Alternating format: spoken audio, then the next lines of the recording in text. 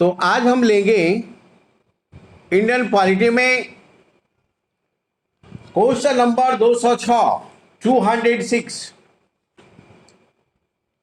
206 question number से प्रारंभ होगा।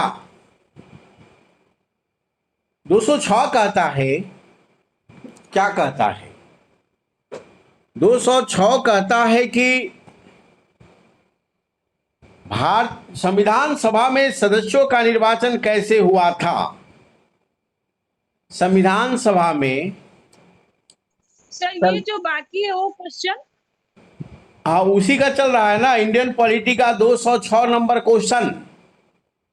सर कल 201 ही तक हुआ था ना?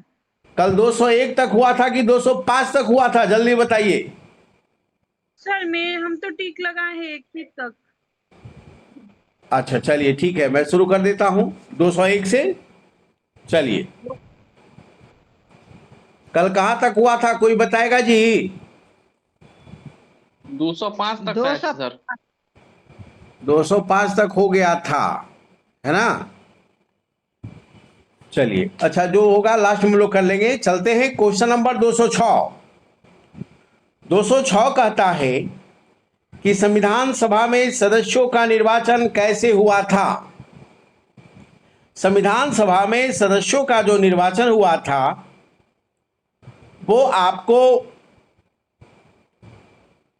प्रांतीय विधानसभा के सदस्यों के द्वारा हुआ था। प्रांतीय विधानसभा के सदस्य के द्वारा ऑलरेडी हुआ था, याद रखना है। हर प्रांत यानी 10 लाख की आबादी पर एक प्रतिनिधि को चुना जाता था, याद रखिएगा। अप्रत्यक्ष रूप से एक प्रतिनिधि को चुना जाता था। संविधान सभा में कुल सदस्यों की संख्या 389 389, याद रखेंगे। कितना? 389 सदस्य, जिसमें पाकिस्तान अलग हो गया। तो पाकिस्तान अलग हो गया तो हमारे पास संविधान सभा में कितना बचा? 299 सदस्य, याद रखिएगा।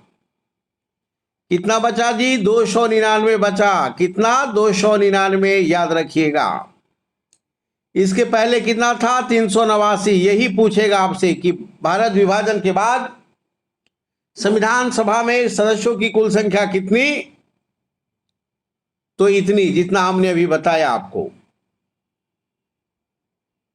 तो ध्यान में रखेंगे, संविधान सभा का गठन 1946 में हुआ था और इसका चुनाव अप्रत्यक्ष हुआ था। 10 लाख जनसंख्या पर एक प्रतिनिधि संविधान सभा में थे। पूछेगा ब्रिटिश प्रांत के तरफ से कितना था? तो 292। रियासत के तरफ से कितना था? तो 93। और आयुक्त इसमें कितने थे? तो 4। तो इस प्रकार से ऑलरेडी प्रांतीय विधानसभा के सदस्यों के द्वारा नॉमिनेट किया गया था। उत्तर हो जाएगा आपका D. Question number 207। Question number 207 कहता है, क्या कहता है? क्वेश्चन नंबर 207 कहता है कि भारतीय गणतंत्र की 26 जनवरी 1950 को संवैधानिक वस्तुस्थिति क्या थी। यानी 26 जनवरी 1950 को जब संविधान पूर्ण रूप से लागू हुआ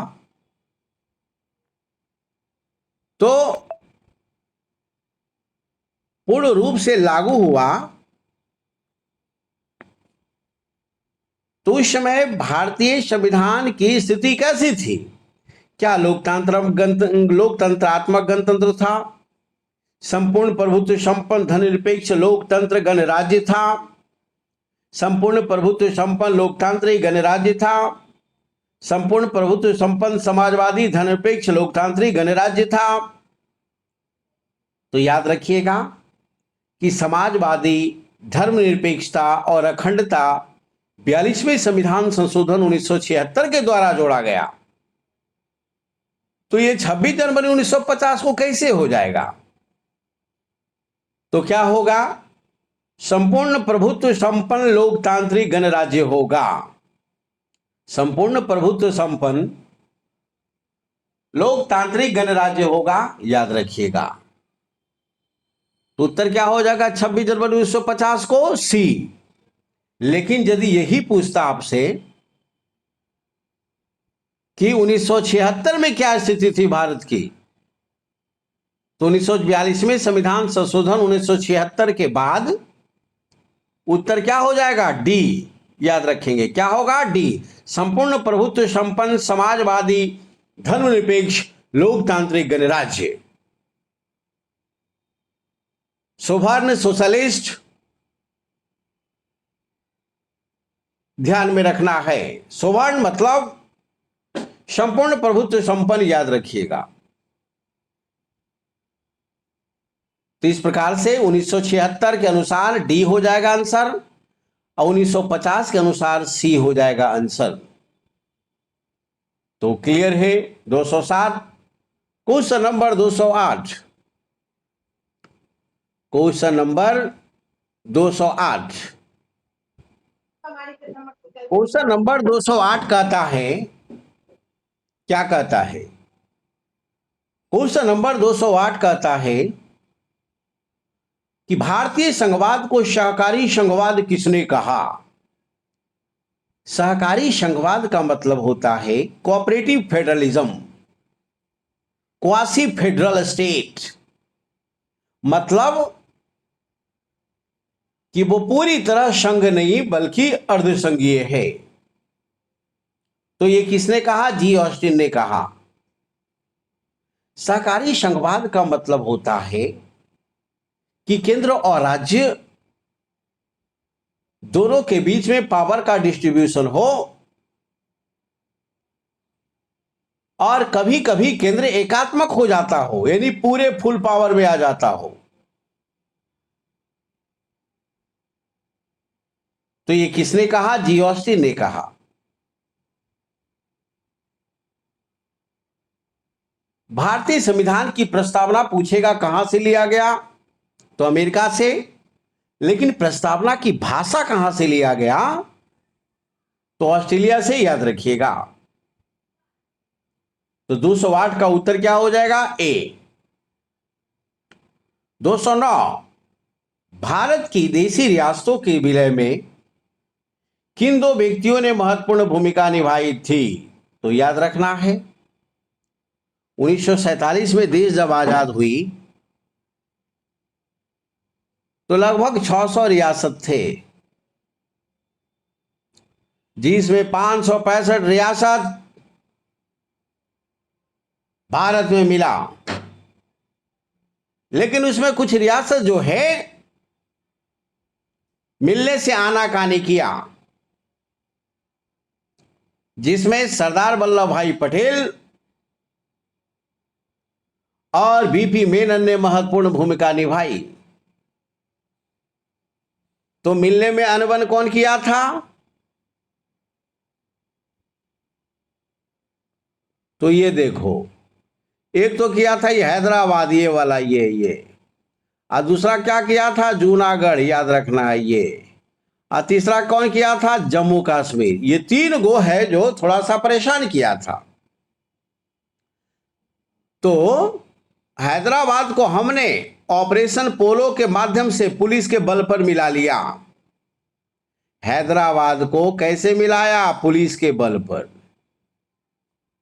किस ऑपरेशन से? तो ऑपरेशन पोलो के माध्यम से, याद रखिएगा। पूछेगा हैदराबाद को मिलाने के लिए कौन सा ऑपरेशन चलाया गया था, तो operation polo. Polo in the short form police, याद रखिएगा। जूनागढ़ को जनमत संग्रह कराया गया और यहां की जनता ऑलरेडी भारत में मिलना चाहती थी, तो मिल गया जनमत संग्रह के माध्यम से। ये कश्मीर जो है ऑलरेडी बोला हम स्वतंत्र रहेंगे, हम ना भारत में मिलेंगे ना पाकिस्तान में, लेकिन इधर से पाकिस्तान हमला कर दिया। तो हमला किया तो यहां का राजा हरि सिंह था, हरि सिंह नेहरू से क्या किया? सेना मांगा। मिस्टर नेहरू ने बोला कि सेना तो देंगे लेकिन पहले विलय पर हस्ताक्षर करना होगा तुमको। तो विलय पर हस्ताक्षर, राजा हरि सिंह ने विलय पे हस्ताक्षर कर दिया और जम्मू कश्मीर का भारत में विलय हो गया। तो पूछेगा विलय विलय के बल पर कौन? तो जम्मू कश्मीर। जनमत संग्रह के बल पर कौन? तो जूनागढ़। और पुलिस बल पर कौन? तो हैदराबाद। तो ये तीनों को जरूर आप ध्यान में रखिएगा। चलो, तो ये क्लियर हो गया। उत्तर हो जाएगा सी। उत्तर क्या हो जाएगा? सी याद रखेंगे। सरदार वल्लभ भाई पटेल को लौह पुरुष कहा जाता है और बिस्मार्क की संज्ञा दी जाती है। जिस तरह जर्मनी के एकीकरण में बिस्मार्क ने महत्वपूर्ण भूमिका निभाया था, उसी तरह से भारत के एकीकरण में मिस्टर सरदार वल्लभ भाई पटेल की भूमिका जबरदस्त है। कभी कभी ये कहा जाता है कि सरदार वल्लभ भाई पटेल को ही प्रधानमंत्री बनना चाहिए था, पहला प्रधानमंत्री। तो ये क्लियर हो गया। तो 209 का उत्तर सी हो गया। चलते हैं 210 की ओर। चलेंगे 210 की ओर। राज्य पुनर्गठन आयोग ने 1 नवंबर 1956 को कितने राज्यों तथा कितने संघ राज्यों का गठन किया है? तो देखिए, स्टेट रीऑर्गेनाइजेशन कमीशन जो है 1 नवंबर 1956 को 14 राज्य की बात किया था। कितना राज्य? 14 राज्य याद रखेंगे। और ऑलरेडी 6 संघ शासित राज्य की बात किया था। 1953 में राज्य पुनर्गठन आयोग का गठन हुआ और इसमें मेंबर में पानीकर और कुंजरू शामिल थे। इसने 1995 में अपना रिपोर्ट दिया और इस रिपोर्ट के आधार पर जो राज्य पेज नंबर तो राज्य पुनर्गठन की बात जो किया, तो ये बोला भाषा के आधार पर राज्य का पुनर्गठन किया जा सकता है, लेकिन देश की एकता और अखंडता को बनाए रखना है। कल्याणकारी राज्य की स्थापना करना है, वेलफेयर स्टेट की स्थापना करना है।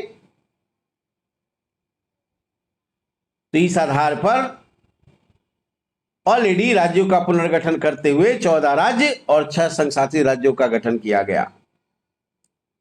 उत्तर हो जाएगा 210 का सी। 211, यदि भारतीय संघ में एक राज्य का सृजन किया जाना है तो संविधान की किस अनुसूची में संशोधन करना आवश्यक होगा? तो आप जानते हो, नए राज्यों का निर्माण करना है तो भाग 1, अनुसूची 1 और अनुच्छेद 3 के तहत राष्ट्रपति के द्वारा नए राज्य के निर्माण से संबंधित एक अधिसूचना जारी की जाएगी और उस संबंध में संबंधित राज्य के विधानसभा से प्रस्ताव पास किया जाएगा और इस प्रस्ताव को फिर संसद में भेजा जाएगा। संसद पास कर दिया तो नए राज्य का निर्माण हो गया। तो पूछ रहा है अनुसूची, अनुसूची तो प्रथम अनुसूची, भाग प्रथम, लेकिन अनुच्छेद 3 याद रखेंगे। नए राज्यों का निर्माण हो गया इससे। Question number 212। 212 कहता है कि भारत में निम्नलिखित राज्यों के निर्माण में सही कालक्रम की पहचान कीजिए और नीचे दिए गए कूट से कीजिए। काला काल क्रम के समय के अनुसार बताइए पहले कौन सा राज्य का निर्माण हुआ।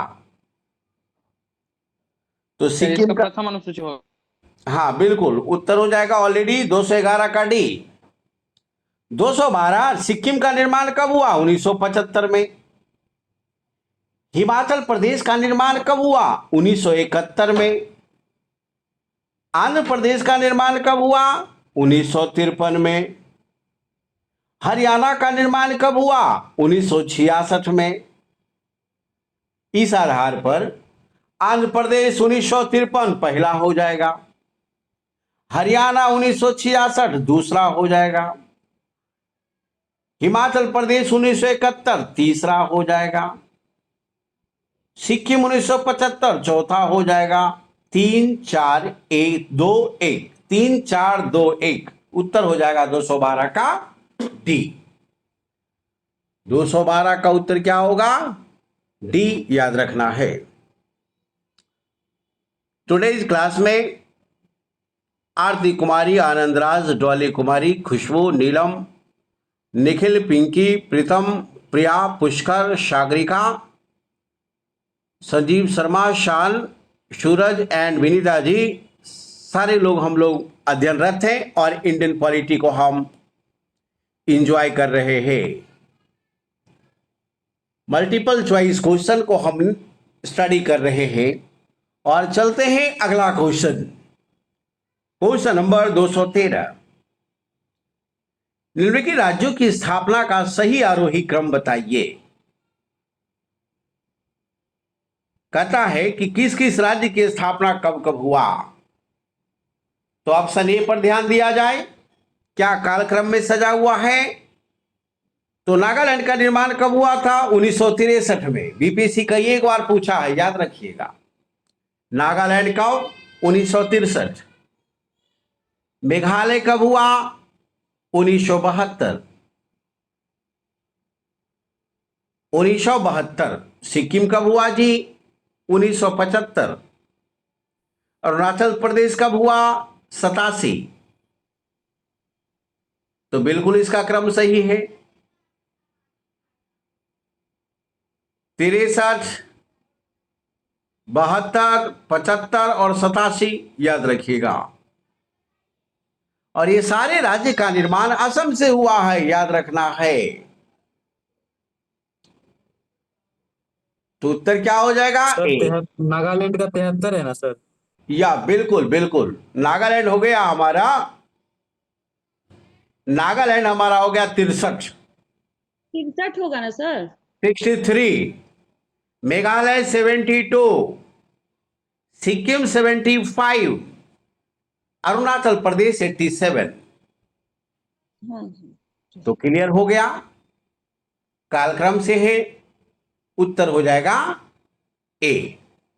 चलो 214 लोकसभा में संघ राज्य क्षेत्रों के लिए कितने सीट आरक्षित है? लोकसभा में संघ राज्य क्षेत्रों के लिए 20 सीट आरक्षित है। कितना? 20 याद रखिएगा। कैसे?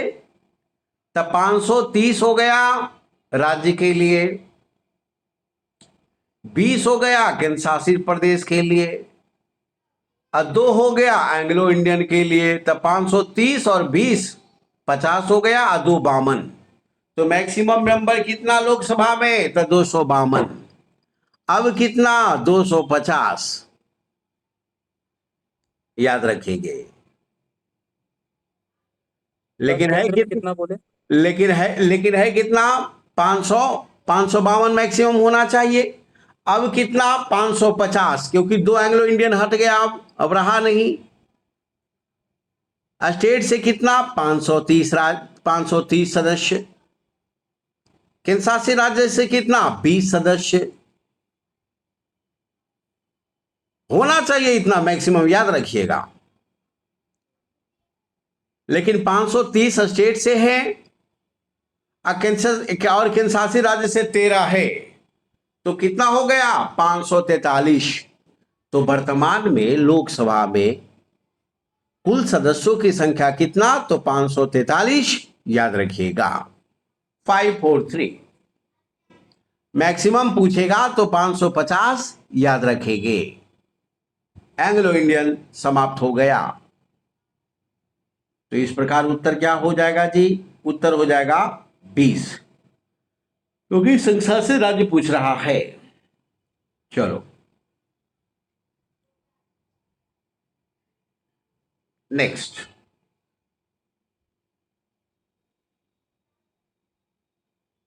Next point. नेक्स्ट करता है 22, question number 22। Sorry, question number 215। Question number 215 कहता है 215, किस देश में दोहरी नागरिकता का सिद्धांत स्वीकार किया गया है? डबल सिटीजनशिप का मतलब हो गया कि एक ही देश में दो नागरिक, जैसे अमेरिका है, अमेरिका का नागरिक, एक अमेरिका का नागरिक होना और दूसरा न्यूयॉर्क का नागरिक हो जाना, वॉशिंगटन का नागरिकता प्राप्त कर लेना। जैसे भारत में दोहरी नागरिकता होती तो आपके पास दो नागरिकता होगा, एक तो आप इंडियन और दूसरा बिहारी, लेकिन ऐसा है नहीं। नागरिकता तो भारत में एक ही है और हमने ब्रिटेन से लिया है इसको। तो दोहरी नागरिकता का सिद्धांत कहां स्वीकार किया गया? तो अमेरिका में किया गया है, याद रखना है।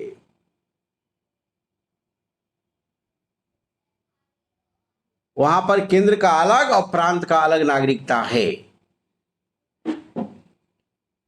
चलिए क्वेश्चन नंबर 216, नीति निर्देशक तत्व सिद्धांतों में कौन सा सिद्धांत गांधीवादी विचार पर आधारित नहीं है? गांधी क्या कहता है?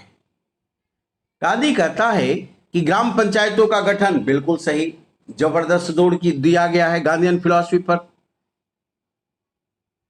कि यहां पर स्वायत्ता होना चाहिए, गांवों को स्वशासन होनी चाहिए, लोकल गवर्नेंस होना चाहिए, बिल्कुल गांधीवादी सिद्धांत पर आधारित है। दूसरा, 14 वर्ष तक सभी बच्चों के लिए अनिवार्य शिक्षा, निःशुल्क शिक्षा, यह गांधीयन फिलॉसफी नहीं है।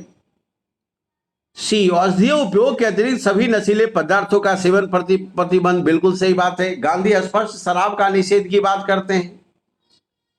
इसी तरह आलोचना किया जाता है प्रशांत किशोर को कि प्रशांत किशोर एक तरफ तो कहता है कि गांधी जी से हम प्रभावित हैं, चंपारण से यात्रा ये शुरू करता है, और दूसरी तरफ कहता है कि शराब प्रतिबंध गलत है, शराब को खोल देना चाहिए। इस आधार पर आलोचना किया जाता है प्रशांत किशोर को। डी, कमजोर और पिछड़े वर्गों के विकास के लिए कार्य करना, बिल्कुल ये गांधीयन फिलॉसफी में आधारित है कि समाज के कमजोर वर्ग जो अंतिम पायदान पर बैठा हुआ व्यक्ति है उसके विकास पर बल दिया जाए। सरकार कमजोर के लिए है, मजबूत लिख के लिए नहीं है। तो ए और सी डी तो है, दो नहीं होगा। चलो तो उत्तर हो जाएगा 216 का बी। क्वेश्चन नंबर 217, राष्ट्रपति के निर्वाचन मंडल के सदस्य होते हैं। राष्ट्रपति के निर्वाचन में कौन कौन से सदस्य भाग लेते हैं, ये पूछ रहा है। तो पहला, संसद के दोनों सदनों के निर्वाचित सदस्य, सिर्फ यही भाग नहीं लेता।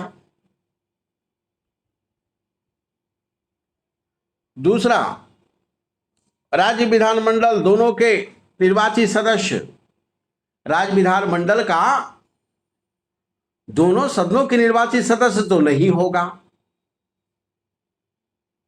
विधान परिषद होता कहां है इसमें। तीसरा, सभी राज्यों को विधानसभाओं का निर्वाचित सदस्य, सभी राज्यों के विधानसभा का निर्वाचित सदस्य बिल्कुल होता है। दिल्ली पुदुचेरी के विधानसभाओं के निर्वाचित सदस्य बिल्कुल होता है। और संसद के दोनों सदनों के निर्वाचित सदस्य बिल्कुल होता है। तो पहला, तीसरा, चौथा सही होगा और दूसरा गलत हो जाएगा। तो पहला, तीसरा, चौथा राइट आंसर, उत्तर हो जाएगा डी। उत्तर क्या हो जाएगा? डी, याद रखेंगे। चलो, क्वेश्चन नंबर 218। 218 कहता है कि भारतीय राष्ट्रपति के विषय में निम्नलिखित कथनों पर विचार कीजिए। कर लीजिए। मतलब कि भारत के राष्ट्रपति का योग्यता के बारे में पूछ रहा है। भारतीय संविधान अनुच्छेद 58 में ऑलरेडी चर्चा है राष्ट्रपति से संबंधित। तो उसमें क्या कहता है? पहला, भारत का नागरिक होना चाहिए। दूसरा, 35 वर्ष की आयु पूरे करना चाहिए। बिल्कुल सही। तीसरा, वह संसद के सदस्य को निर्वाचित होने की योग्यता रखता हो। गलत बात। लोकसभा सदस्य की योग्यता रखता हो, यह होना चाहिए था। तो तीसरा गलत हो गया, क्योंकि संसद में राज्यसभा भी आ जाएगा। और चौथा क्या कहता है? लाभ का पद पर नहीं रहना चाहिए, जो ऑप्शन में नहीं है। तो ये 4 फीचर है जो राष्ट्रपति योग्यता से संबंधित है। तो पहला तो सही, दूसरा सही, तीसरा गलत है। उत्तर हो जाएगा सी। तीसरा सही कब होता? जब वहां लोकसभा के सदस्य की योग्यता रखता तो सही हो जाता। तो इस प्रकार से इसका उत्तर हो गया 218 का सी। 219, राष्ट्रीय एकता परिषद का अध्यक्ष कौन होता है? राष्ट्रीय एकता परिषद का अध्यक्ष प्रधानमंत्री होता है। और राष्ट्रीय एकता परिषद की स्थापना 1961 में किया गया था। इसका मकसद क्या है? कि देश की एकता को बनाए रखना है। और यदि कहीं जातिवाद, संप्रदायवाद और क्षेत्रवाद हावी होता है तो उसको कुचल देना है और राष्ट्रवाद की बात करना है। लेकिन नेता लोग जानकर संप्रदायवाद को उछालेगा, जातिवाद को उछालेगा, क्षेत्रवाद को उछालेगा, ताकि उसका हित इससे सध सके। जबकि इन सारी चीजों की समाप्ति के लिए राष्ट्रीय एकता परिषद का गठन किया गया था, जिसका अध्यक्ष प्रधानमंत्री होता है। तो अध्यक्ष पूछ रहा है तो उत्तर क्या हो जाएगा? प्रधानमंत्री। जबकि इसका सदस्य कौन होगा? संसद का सदस्य हो सकता है, विधानमंडल का सदस्य हो सकता है, स्थानीय निकाय का सदस्य हो सकता है, और राष्ट्रपति और राज्यपाल के द्वारा मनोनीत व्यक्ति भी हो सकता है जो इसका सदस्य हो सकता है। तो राष्ट्रीय एकता परिषद को आप समझ गए। इसका उद्देश्य राष्ट्रीय एकता को बनाए रखना और इसका अध्यक्ष प्रधानमंत्री होता है। तो 219 का उत्तर हो जाएगा ए।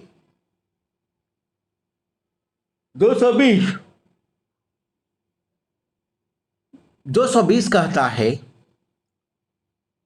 प्रधानमंत्रियों को उनके कार्यकाल के साथ सुमेलित कर लीजिए। पहला, एच.डी. देवगौड़ा कब प्रधानमंत्री रहा? एच.डी. देवगौड़ा 96 से 97 के बीच में रहा है। चंद्रशेखर कब रहा प्राइम मिनिस्टर जी? तो 90 से 91 के बीच में रहा है। अटल बिहारी वाजपेयी का कार्यकाल क्या है? तो 99 से 2004 के कार्यकाल को इन्होंने पूरा किया है। विश्वनाथ प्रताप सिंह का कार्यकाल क्या है? तो 1989 से 1990 की बात है। तो इस आधार पर मिलाइएगा तो उत्तर क्या हो जाएगा? डी। 220 का उत्तर डी हो जाएगा। याद रखिएगा। कालक्रम से पूछेगा तो सबसे पहले कौन? विश्वनाथ प्रताप सिंह। उसके बाद कौन? चंद्रशेखर। उसके बाद कौन? एच.डी. देवगौड़ा। उसके बाद कौन? अटल बिहारी वाजपेयी। याद रखेंगे। तो ये सभी लोग प्राइम मिनिस्टर रखे रहे हैं भारत में, याद रखिएगा। क्वेश्चन नंबर 221, भारतीय संविधान के अनुसार राज्यों की विधायिका से सम्मिलित है, क्या सम्मिलित है? राज्यों की विधायिका मतलब राज्य के विधानमंडल में कौन कौन? तो राज्य के विधानमंडल का 3 अंग होता है। पहला राज्यपाल होता है, दूसरा विधानसभा होगा, तीसरा विधान परिषद होगा। तो ये तीनों कहां है? तो ये तीनों ऑप्शन 4 में है। तो उत्तर क्या हो जाएगा? ऑप्शन 4 डी, याद रखिएगा। क्या हो जाएगा? D. Next point, next question, आप जानते हो कि भारतीय संविधान अनुच्छेद 168 में विधानमंडल की चर्चा है, जिसका 3 अंग है, और तीनों अंग की चर्चा विकल्प 4 में दिया गया है। तो उत्तर क्या हो जाएगा? उत्तर हो जाएगा डी, याद रखेंगे। उत्तर क्या हो जाएगा जी? तो डी, इसे ध्यान में रखिएगा। तो ये क्लियर हो गया। अगला पॉइंट 222 क्वेश्चन नंबर, संघ और राज्यों के बीच वित्तीय संबंधों की विवेचना कीजिए। तो ये क्वेश्चन हमने पहले बना लिया है खूब बढ़िया से। हमने बताया था कि भाग 11 में विधायी शक्ति की चर्चा है और भाग 12 में वित्तीय संबंधों की चर्चा है। तो कौन सा अनुच्छेद में? तो 268 से लेकर 293 के बीच राज्य और केंद्र के बीच में वित्तीय संबंधों का चर्चा है। तो कहिएगा कैसे? तो आप जानते हो 280 में वित्त आयोग का गठन, 266 में क्या है जी? 266 में संचित निधि है, और 267 में क्या है? आकस्मिक निधि है। पूछेगा वित्त आयोग का चर्चा किस अनुच्छेद? 280। संचित निधि का आर्टिकल 266, 266।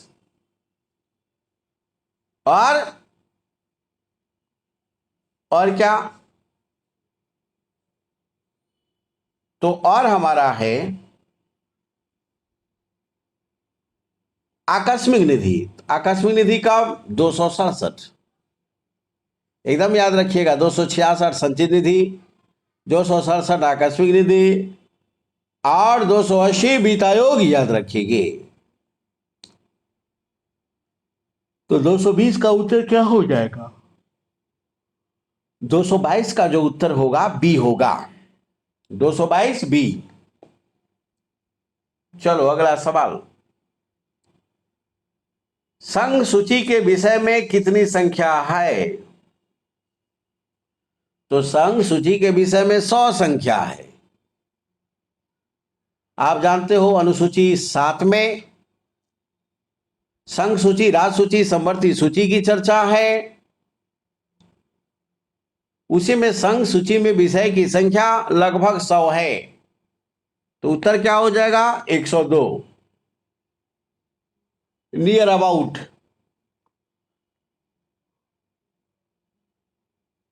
नेक्स्ट पॉइंट, तो याद रखना है, पूछेगा संघ सूची में कितना? तो 100। राज्य सूची में कितना? तो 61। समवर्ती सूची में कितना? तो 52, 52। तीनों सूची से एक ना एक सवाल रहता है, तो सूची को देखकर जाइएगा।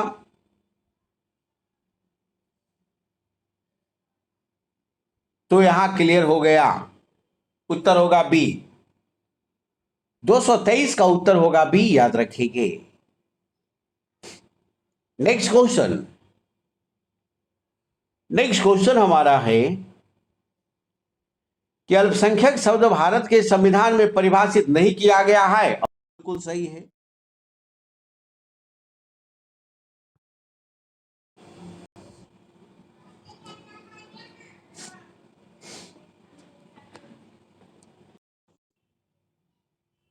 क्वेश्चन नंबर 224 कहता है कि अल्पसंख्यक शब्द की भारत के संविधान में परिभाषित नहीं किया गया है। बिल्कुल सही बात है। अल्पसंख्यक शब्द को परिभाषा नहीं दिया गया है संविधान में, याद रखिएगा। और अल्पसंख्यक आयोग संवैधानिक निकाय नहीं है, और ये बिल्कुल सही है। अल्पसंख्यक आयोग जो है मॉनिटरी कमीशन कॉन्स्टिट्यूशनल बॉडी नहीं है, ये स्टैचुटरी बॉडी है। इसका गठन 1992 में हुआ है। 1992 में हुआ है, याद रखिएगा। और इसका काम अल्पसंख्यकों का हित करना है।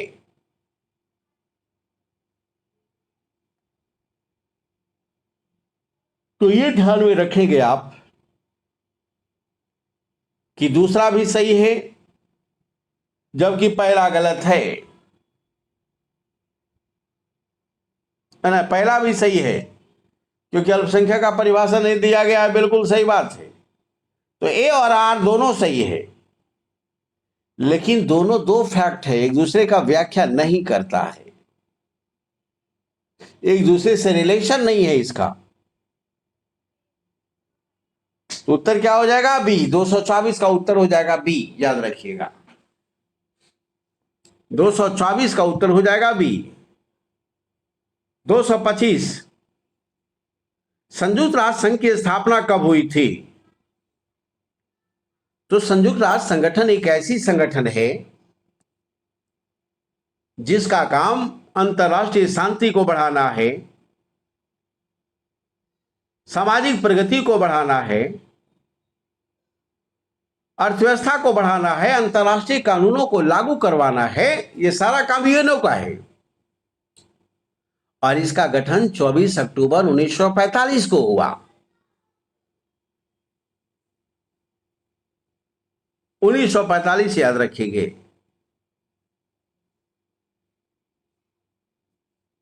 तो उत्तर हो जाएगा 225 का ए। 225 का उत्तर हो जाएगा ए, याद रखिएगा। 226 सूची 1 से सूची 2 को मिलाओ, मिला लो। पहला, भारत का राष्ट्रपति भारत के संविधान के प्रति सच्ची श्रद्धा और निष्ठा का शपथ लेता है। तो ए का उत्तर हो जाएगा 3। सर्वोच्च न्यायालय का न्यायाधीश संविधान और विधि की मर्यादा बनाए रखने के लिए बेहतर प्रयास करता है। तो उत्तर हो जाएगा बी का डी 4। संसद सदस्य क्या करता है? जो भी उसके संज्ञान में कर्तव्य आता है जनता के प्रति, उसका निष्ठापूर्वक लागू करता है।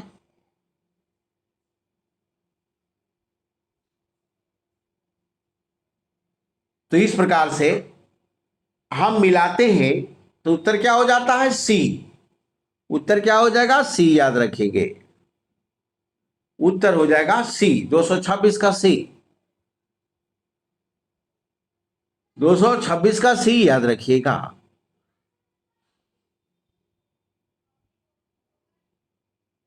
दो सौ सताइस कहता है, क्या कहता है?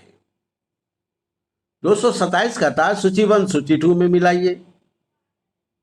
नागेंद्र सिंह कौन थे? तो अंतरराष्ट्रीय न्यायालय में चेयरमैन थे। कब से कब तक?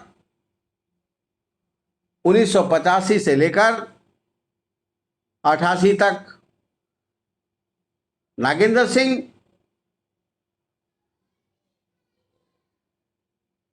ऑल इंडिया अंतरराष्ट्रीय न्यायालय में अध्यक्ष रहे हैं। तो ये क्लियर हो गया। अजीत नाथ राव कौन? अजीत नाथ राय भारत के मुख्य न्यायमूर्ति थे 1973 से 77 के बीच में। 1973 से 77 के बीच में। आर के त्रिपाठी कौन? तो 82 और 85 के बीच में भारत का मुख्य निर्वाचन आयुक्त रहे हैं आर के त्रिवेदी, याद रखिएगा। जबकि अशोक देसाई कौन? तो 1996 से लेकर 98 तक भारत का महान न्यायवादी रहा है, याद रखिएगा। तो इस प्रकार से 227 का उत्तर क्या हो जाएगा? सी हो जाएगा। 227 का उत्तर सी हो जाएगा, याद रखिएगा। 227 का उत्तर सी हो जाएगा, इसे ध्यान में रखिए। सर फिर से डेट बोलिए ना इनका सी वाले का।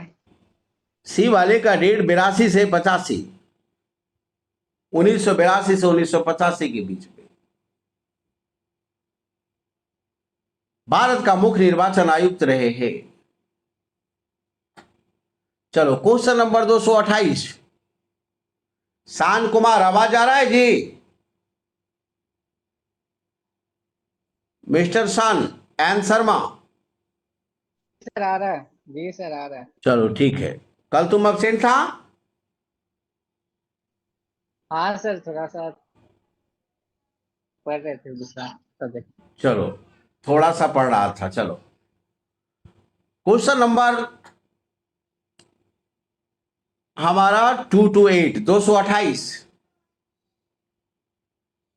228 कहता है कि भारत का उपराष्ट्रपति, भारत का नियंत्रक महालेखा परीक्षक, राज्य का महाधिवक्ता और भारत का महान्यायवादी। इधर कहता लोक लेखा समिति, लोकसभा की बैठक, राज्यसभा और उच्च न्यायालय। मिलाइए चारों को। तो भारत का उपराष्ट्रपति राज्यसभा का पदेन सभापति होता है आर्टिकल 64 के तहत। तो ए का उत्तर इधर क्या हो जाएगा? राज्यसभा। भारत का नियंत्रक महालेखा परीक्षक अपना रिपोर्ट किसको देगा? तो राष्ट्रपति को।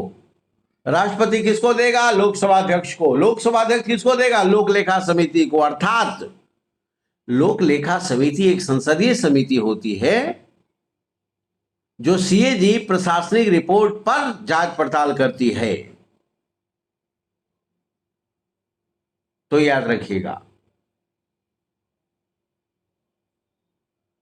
Next question. तो हमारा उपराष्ट्रपति क्लियर हो गया, महालेखा नियंत्रक परीक्षा क्लियर हो गया। राज्य का महाधिवक्ता जानते हो आर्टिकल 165। राज्य की राज्य महाधिवक्ता क्या होगा? हाईकोर्ट में क्या करेगा? सरकार का प्रतिनिधित्व करेगा लीगल ऑफिसर के रूप में। राज्य का प्रथम विधि अधिकारी क्या होता है? राज्य का महाधिवक्ता। और केंद्र का प्रथम विधि अधिकारी क्या होता है? Attorney general. तो राज्य का महाधिवक्ता उच्च न्यायालय, याद रखेंगे। डी, भारत का महान न्यायवादी, अटॉर्नी जनरल कहां? तो लोकसभा में। बगैर मेंबर के वो बैठ सकता है, भाग ले सकता है, लेकिन प्रश्न नहीं पूछेगा, याद रखिएगा। तो ये क्लियर है। 228 का ए। 229, निम्नलिखित सही कार्यक्रम क्या है? शिमला समझौता कब हुआ था? तो 72 में हुआ था, 1972 में। भारत सोवियत संघ समझौता कब हुआ था? तो 1971 में हुआ था।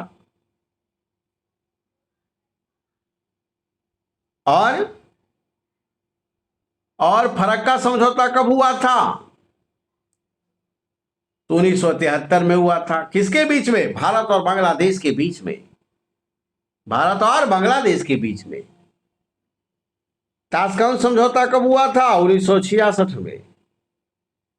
भारत और पाकिस्तान के बीच में। तो कह रहा काल कर्म के अनुसार सजाइए, तो पहले क्या होगा 4 2 1 3, 4 2 1 3 ऑप्शन ए,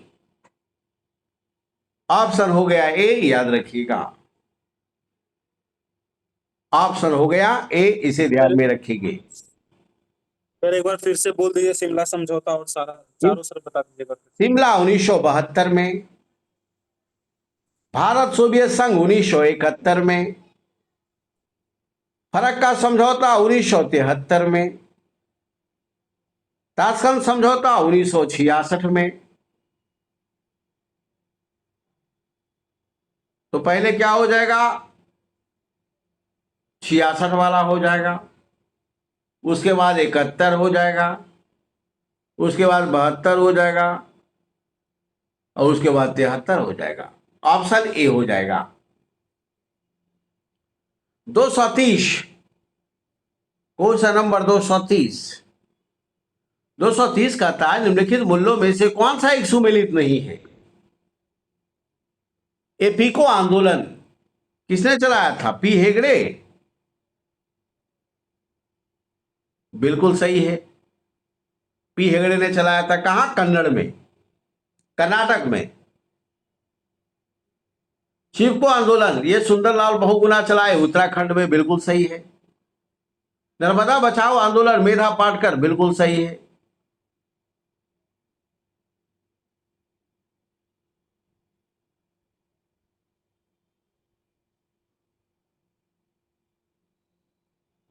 नर्मदा बचाओ आंदोलन सर ये मध्य प्रदेश हो जाएगा। नर्मदा बचाओ आंदोलन गुजरात, मध्य प्रदेश, याद रखना है। वहां पर नर्मदा नदी के ऊपर जो बांध बन रहा था उससे बहुत सारे परिवार विस्थापित हो रहे थे, बहुत सारे जंगलों की क्षति थी, उससे बहुत लोगों को विस्थापन करना पड़ता, इसलिए मेधा पाटकर ने आंदोलन चलाया गुजरात मध्य प्रदेश। नर्मदा नदी की लंबाई 1312 किलोमीटर है, याद रखिएगा। और ये नदी जो है पूरब से पश्चिम की ओर बहती है, अरब सागर में गिरती है, अमरकंटक से निकलती है। तो ध्यान में रखेंगे, सही है। शांत घाटी आंदोलन बाबा आमटे, गलत बात। शांत घाटी आंदोलन केरल में हुआ था 1980 में। ऐसे पर्यावरण संरक्षण की बात की गई थी।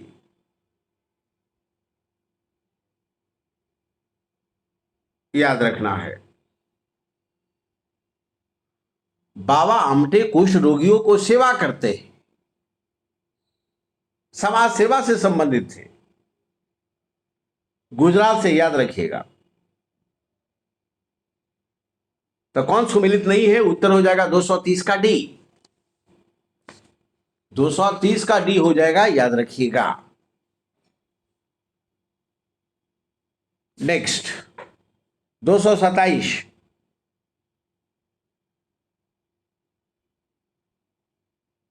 नेक्स्ट हमारा है 231। 231 231 है, याद रखिएगा।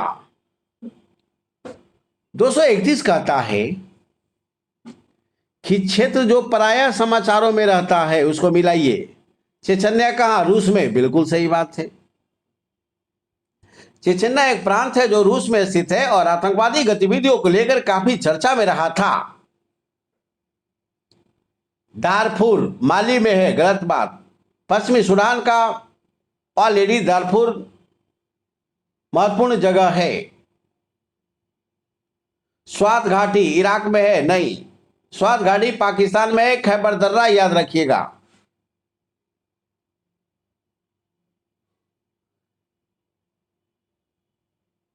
तो ध्यान में रखना है,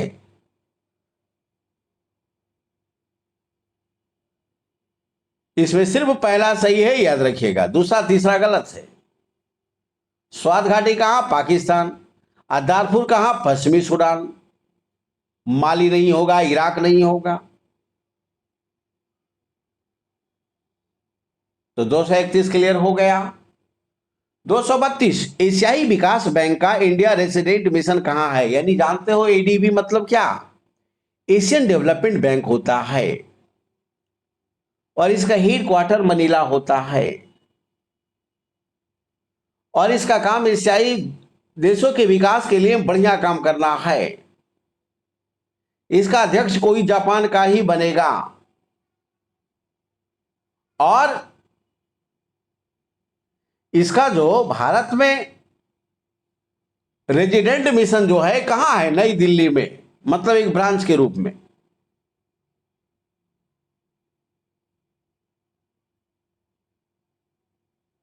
तो इस प्रकार से क्लियर है ये। तो एडीबी का कहां रेजिडेंट मिशन? नई दिल्ली। मतलब भारत में एडीबी फंड किस तरह से यूज कर रहा है उसका निगरानी कहां से होगी? तो नई दिल्ली से। क्वेश्चन नंबर 233, निम्नलिखित देशों पर विचार कीजिए। पहला डेनमार्क, रसा, United states of America, Japan और यूके।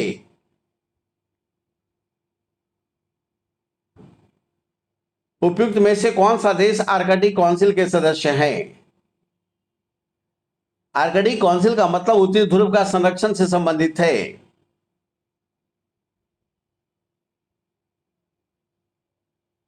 याद रखिएगा। तो इस प्रकार से कह रहा है कि आर्कटिक काउंसिल में मेंबर कौन? तो डेनमार्क है, बिल्कुल सही है। रशियन फेडरेशन है, बिल्कुल सही है। यूएसए है, बिल्कुल सही है। जापान यूके इसमें नहीं है, याद रखिएगा। तो उत्तर हो जाएगा 1, 3, 5। कहिएगा इसका क्या काम है? इसका काम जो है आर्कटिक क्षेत्रों में पर्यावरण संरक्षण पर बल देना और संसाधन का सदुपयोग करना, इस परिषद का काम है, याद रखिएगा। 232 का है, 232 का। 232 का हो गया बी और 233 का हो गया डी। 234, निम्नलिखित अधिकारियों पर विचार कीजिए। पहला मंत्रिमंडल सचिव, दूसरा मुख्य निर्वाचन आयुक्त, तीसरा संघ के कैबिनेट मिनिस्टर और चौथा भारत का मुख्य न्यायाधीश। और इसको अनुक्रम से सजाइए। तो पहला क्या हो जाएगा? भारत का मुख्य न्यायाधीश। दूसरा क्या हो जाएगा? संघ का कैबिनेट मंत्री। तीसरा क्या हो जाएगा? मुख्य निर्वाचन आयुक्त। और चौथा क्या हो गया? मंत्रिमंडल सचिव।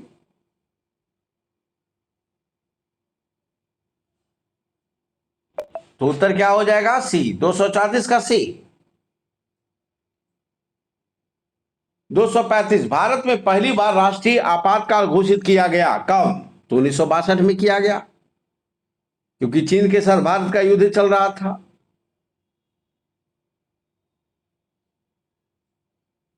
नेक्स्ट, तो इसका उत्तर क्या हो गया? इसका उत्तर हो गया 234 का सी। और 235 का पहला आपातकाल 62 में, 62 में और दूसरा आपातकाल 71 में। सर ए होगा ना? और तीसरा आपातकाल हो जाएगा 75 में।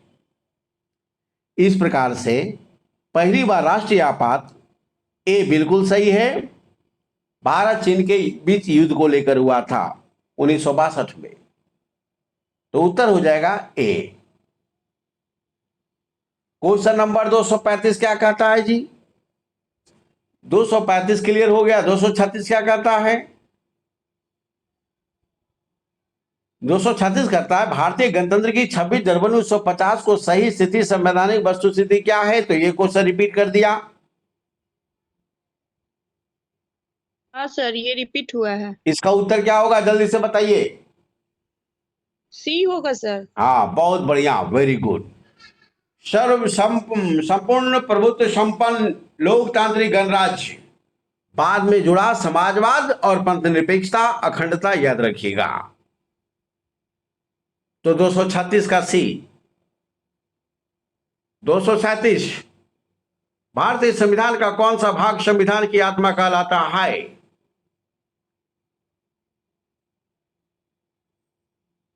तो भारतीय संविधान का उद्देशिका भाग संविधान की आत्मा कहलाता है। उद्देशिका याद रखेंगे।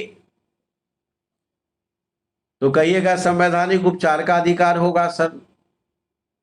ये कब होगा? जब ये पूछेगा कि अंबेडकर ने किसको बोला है संविधान की आत्मा, तो मारिएगा डी। ऐसे छूछे पूछेगा तो आपको मारना है आत्मा, ये ऑलरेडी उद्देशिका ध्यान में रखिएगा। इसी तरह फंडामेंटल राइट्स का हर्ट्स बोला किसको? आर्टिकल 21 को ध्यान में रखिएगा। मौलिक अधिकारों का हृदय ध्यान में रखेंगे। तो 237 का उत्तर हो जाएगा सी। 238 निम्नलिखित में कौन सा शासन अधिनियम 1935 में स्वीकार किया गया? देश के लिए लिखित संविधान बिल्कुल सही था। विधानमंडल के निर्वाचित जवाबदेह प्रतिनिधि बिल्कुल सही है। एक संघ की योजना पर विचार करना बिल्कुल सही है। विधानमंडल के लिए सरकारी सदस्यों का नॉमिनेट किया जाना बिल्कुल सही है। तो इसमें चारों सही है, याद रखिएगा। इसका ऑप्शन होना चाहिए E, all of the above. Bharat सरकार अधिनियम से हमने संविधान में 50% लिया है। प्रांतों में द्वैध शासन की बात 1919 में था, जिसे हटाकर हमने केंद्र में द्वैध शासन लाया 1935 के माध्यम से। प्रांतीय स्वायत्तता को बहाल किया हमने 1935 अधिनियम में। मंत्रिपरिषद को विधानमंडल के प्रति उत्तरदायी बनाया गया और लिखित संविधान की बात की गई। यह सारा 1935 में बात हुआ है, याद रखिएगा। तो उत्तर हो जाएगा ऑल ऑफ द एबव सब। 238 का ई कर दीजिए, ई, ऑल ऑफ द एबव। 239 मानव की संघात्मक व्यवस्था निम्नलिखित में से किस देश से लिया गया है? तो संघात्मक व्यवस्था कनाडा से लिया गया है, जिसमें और क्या क्या लिया गया? अवशिष्ट शक्ति कनाडा से लिया गया है। मतलब जो विषय राज्य सूची में और संवर्ती सूची में नहीं हो, उस विषय पर केंद्र कानून बनाएगी, याद रखिएगा।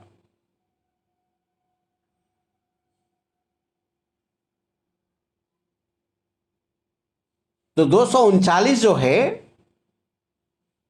कनाडा से हमने अवशिष्ट शक्ति और संघात्मक व्यवस्था लिया, तो उत्तर हो जाएगा ए। यूनाइटेड किंगडम से हमने एकल नागरिकता लिया है, संसदीय प्रणाली लिया है। अमेरिका से हमने मौलिक अधिकार लिया, न्यायिक पुनर्विलोकन लिया, प्रस्तावना लिया, सब अमेरिका से लिया। आयरलैंड से हमने नीति निर्देशक तत्व लिया। राज्यसभा में जो 12 सीट नॉमिनेट होता है राष्ट्रपति के द्वारा, उसको हमने लिया। तो बिल्कुल सही। इसका उत्तर क्या हो जाएगा? इसका उत्तर हो जाएगा आपको 239 का तो ये हो गया, और बाकी जो जो ऑप्शन है उसके आधार पे क्या क्या सब्जेक्ट है उसको हम लोग चर्चा कर दिया है। क्वेश्चन नंबर आइए लास्ट 240। 240 कहता है निम्नलिखित में से किस संविधान संशोधन के तहत मूल कर्तव्य को शामिल किया गया है? तो आप जानते हो 42वें संविधान संशोधन 1976 के तहत मूल कर्तव्य को शामिल किया गया और 51 क में रखा गया, भाग 4 क में रखा गया। जब शामिल किया गया था उस समय मौलिक कर्तव्य की संख्या 10 थी। जिसे बढ़ाकर 2002 में ऑलरेडी 11 कर दिया गया है। तो इस प्रकार से ऑलरेडी आपका 240 क्वेश्चन नंबर समाप्त हुआ। अब जो शेष क्वेश्चन इस पीडीएफ में जो हमने दिया है उसको कल खत्म कर देंगे और इंडियन पॉलिटी बढ़िया से पढ़िएगा, क्योंकि अब टेस्ट फिर सैटरडे को संडे को पॉलिटी ही रहेगा। 240 का क्या बोले हैं सर? 240 का उत्तर हो जाएगा बी। हाँ, बी। तो ऑलरेडी इसको एकदम रिवीजन मान लीजिएगा और संडे के आपके सामने जो क्वेश्चन आता है उसमें भाग लीजिए और अपने को साबित कीजिए, I am the best, I am the best. Sir sir Bihar online लीजिएगा कि घाट? और उसके बाद सर बिहार हिस्ट्री भी पढ़ाइए सर। क्या करें? बिहार ज्योग्राफी और हिस्ट्री। एकदम बिहार ज्योग्राफी हिस्ट्री तैयार है, वो भी चलेगा, वो भी चलेगा। हाँ, तो इस प्रकार से सर टेस्ट घाट पे होगा कि ऑनलाइन होगा? जो आपको एकदम घाट पे होगा। चलो नहीं सर ऑनलाइन कीजिए, क्योंकि हम मुझे समय नहीं मिल पाएगा। चलिए, दोनों रहेगा। चलो, तो इस प्रकार से ऑलरेडी तो आपका आज की सभा यही समाप्त हो जाती है। टेस्ट के लिए दिशा निर्देश जारी किया जाएगा अलग से, और कल हम लोग पॉलिटी खत्म करेंगे। इस सेट को जो हमने दिया है, सैटरडे को करंट अफेयर होगा और संडे को टेस्ट होगा पॉलिटी का, इसलिए अभी से इसको चाट जाइए। 250 क्वेश्चन जो हमने दिया है इसमें उसी डिस्कशन से सवाल होगा। वेरी वेरी इंपॉर्टेंट सवाल होगा जो बीपीसी में पिछला पूछा हुआ है और आगे आने की संभावना है, वहीं से सवाल होगी। और ये सारा जो जनरल स्टडी पढ़ रहे हैं आगे आने वाले एग्जाम में, चाहे स्कूल का, हाई स्कूल का जो क्लर्क की बहाली आ रही है उसमें भी जबरदस्त काम करेगा, और दरोगा की बहाली आ रही है उसमें भी काम करेगा, और बीपीएससी में तो करेगा ही। तो बस आज इतना ही, नेक्स्ट हम लोग कल मिलेंगे। दैट्स ऑल, जय हिंद। सर इसके बाद क्या होगा, कौन सा वो होगा? इसके बाद हम बायोलॉजी लेकर आएंगे, बायोलॉजी साइंस।